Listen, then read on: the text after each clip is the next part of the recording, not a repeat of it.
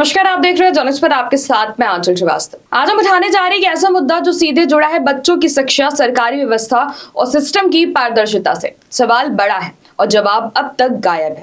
जौनपुर के बेसिक शिक्षा विभाग में टेंडर प्रक्रिया को लेकर उठे सवाल अब तूफान का रूप ले चुके हैं। क्या ये सिर्फ एक सहयोग है या फिर इसके पीछे कोई बड़ा खेल चल रहा है? मामला जौनपुर और अंबेडकर नगर का, जहां एक ही फर्म की मौजूदगी ने पूरे सिस्टम पर सवाल खड़े कर दिए। आरोप है कि दोनों जिलों में एक ही फर्म को बार बार टेंडर दिए गए। अब सवाल ये उठता है कि क्या ये महज इत्तेफाक है या फिर इसके पीछे कोई सेटिंग है। अंबेडकर नगर में इस मामले पर जिला प्रशासन ने एक्शन लिया है। जिलाधिकारी ने फर्म और संबंधित कर्मचारियों पर कार्रवाई को मंजूरी दे दी, लेकिन जौनपुर में सन्नाटा क्यों है? जौनपुर में ये मामला अभी भी मुख्य विकास अधिकारी के स्तर पर जांच पे अटका हुआ है। अब सवाल उठता है, जब एक जिले में कार्रवाई हो सकती है तो दूसरे जिले में क्यों नहीं? क्या जौनपुर में किसी को बचाया जा रहा है? क्या जांच जानबूझकर लटकाई जा रही? सूत्रों की माने तो अगर मौजूदा जिला बेसिक शिक्षा अधिकारी के कार्यकाल की पूरी जांच हो जाए तो बड़े स्तर पर अनियमितताएं सामने आ सकती हैं। सिर्फ टेंडर ही नहीं बल्कि कई परियोजनाओं में भी गड़बड़ी की आशंका जताई जा रही। अब बात उस मुद्दे की जो सबसे ज्यादा चर्चा में है, केजीबीवी यानी कस्तूरबा गांधी बालिका विद्यालय के टेंडर। इन टेंडरों को लेकर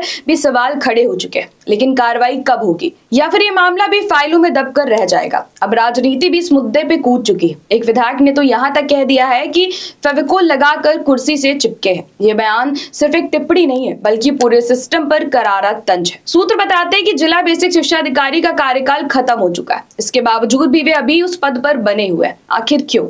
क्या ये सिर्फ प्रशासनिक देरी है या फिर इसके पीछे कोई मजबूत कनेक्शन है? जौनपुर का बेसिक शिक्षा विभाग आखिर बार बार विवादों में क्यों आता है? क्या टेंडर प्रक्रिया में पारदर्शिता की कमी है? क्या सीमित प्रतिस्पर्धा के जरिए कुछ खास फर्मों को फायदा पहुंचाया जा रहा है? और सबसे बड़ा सवाल, इसका असर किस पर पड़ रहा है? उन बच्चों पर जिनके लिए ये योजनाएं बनाई जाती हैं। जब शिक्षा के नाम पर गड़बड़ी होगी तो भविष्य कैसे सुरक्षित रहेगा? जौनपुर की जनता अब जवाब मांग रही है। लेकिन हैरानी की बात यह है कि इस मुद्दे पर सत्ता पक्ष और विपक्ष दोनों ही खामोश है।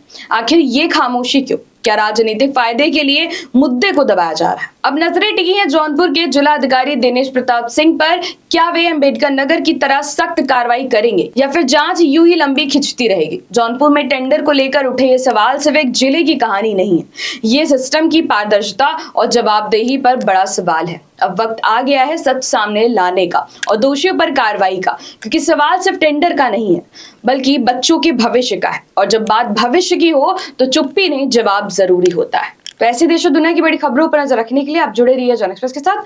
नमस्कार।